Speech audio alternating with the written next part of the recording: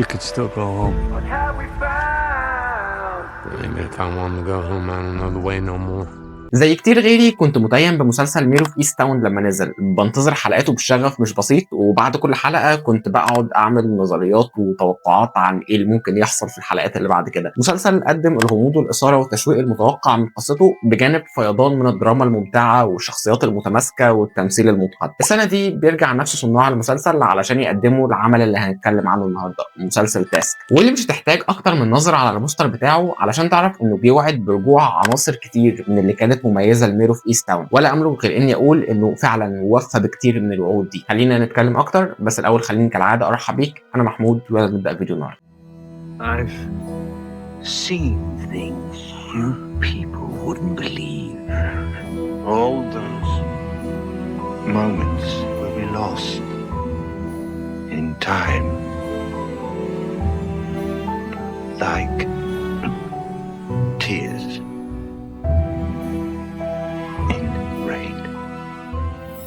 تاسك هو مسلسل جريمه ودراما مكون من 7 حلقات، بطوله مارك رافالو، توم بالفري، وجيمي ماكشين. احداثه بتحكي عن توم برينس، عميل FBI لا يملك اي من الجاذبيه المعتاده اللي بيتميز بيها عملاء FBI. نتيجه لنقص عدد العملاء في المدينه اللي بيخدم فيها، بينتزع توم من عمله المكتبي علشان يقود فرقه خاصه مكونه من 3 افراد للبحث عن عصابه شوارع صغيره بس بتستهدف سرقه بيوت تجار المخدرات الموجودين في المدينه. احداثنا الفعليه بتبدا لما العصابه دي بتغلط وترتكب فعل اكبر منها بكتير، فعل بيبدا بعده سلسله من الاحداث الغير متوقعه اللي بتاخد مهمه توم وفريقه لمنحنى تاني تماما. There's been a spate of home invasions.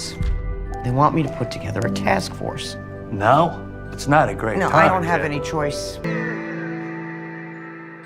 بصوا، انا عايز اتكلم كتير قوي عن قد ايه حلقه تاسك الاولى عظيمه لدرجه انها شكلت اساس قوي شال باقي الحلقات اللي ابدا ما كانتش بنفس القوه، وده لان الحلقه الاولى رسمت معالم شخصيات كتير بتتمتع بجاذبيه كافيه انها تخليك ترجع مع نهايه كل حلقه حتى لو خارج من الحلقات مش راضي بشكل كافي. الحلقه شكلت توجه المسلسل واقرت انه على عكس ميرو في ايست تاون، عامل الغموض مش شيء ذو قيمه قوي هنا، هو حرفيا بالكاد موجود، وانه التركيز اكتر هيكون على تقديم جرعه دراما تقيله ومؤثره. العصابه اللي حكيت عنها مش غامضه الهويه، لا، المسلسل بيفرض خط احداث كامل ليها، والخطر اللي بتمثله مش سر بل ليه مسار خاص بيه هو كمان، وفي نفس الوقت خط الاحداث اللي بيتعلق بتوم وفريقه ماشي معاهم بالتوازي، فانت من البدايه الصوره كلها بتبقى واضحه قدامك وعارف بالظبط مين عمل ايه. جانب الغموض الوحيد اللي بيظهر بيجي من سؤال، هو ازاي الخطوط دي كلها هتتقاطع على الرغم انه من النظره الاولى يبان انه مفيش رابط قوي ممكن يكون بيجمعهم، وده تصور بيترسخ اكتر مع التامل في تفاصيل الشخصيات. في شخصيات تاسك بتقدم لك انطباع انه ولا واحد منهم ينفع يبقى موجود في مكانه، كانه حصل خلل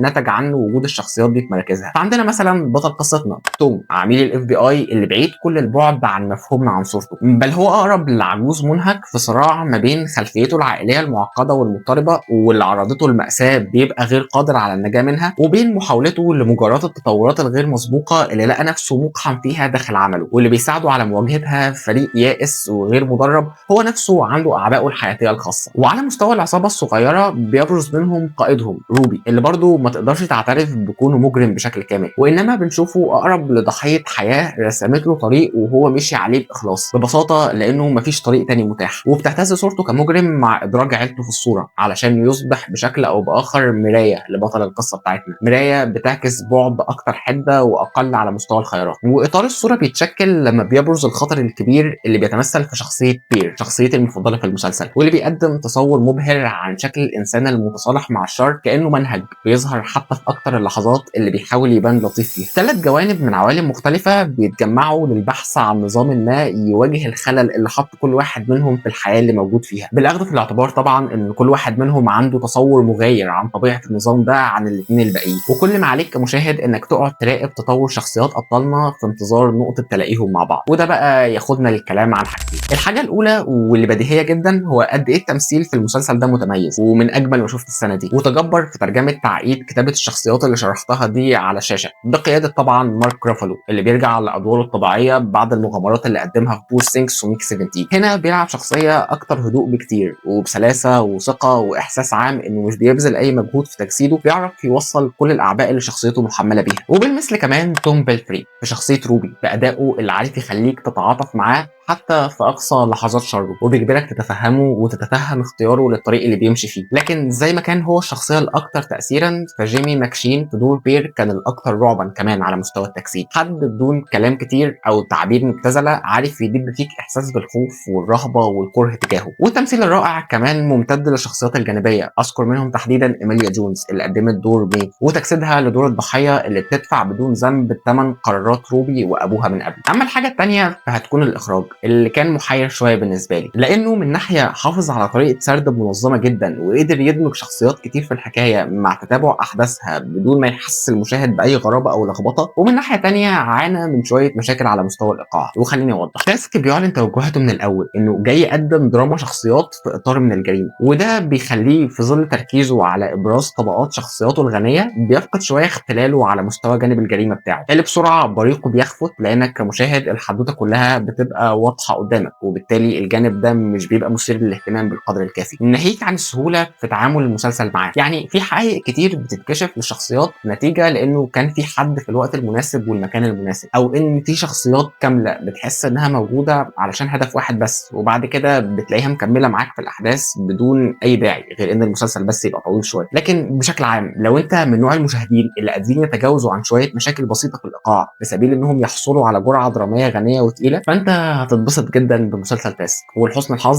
انا من نوع المشاهدين دول، علشان كده تقييمي للمسلسل هو 8 من 10. وبس دي كانت كل حاجه عندي النهارده. لو وصلت لحد هنا شكرا جدا، يا رب تكونوا استمتعتوا وشاركوني برايكم عن المسلسل لو شفتوه. انا محمود وسلام.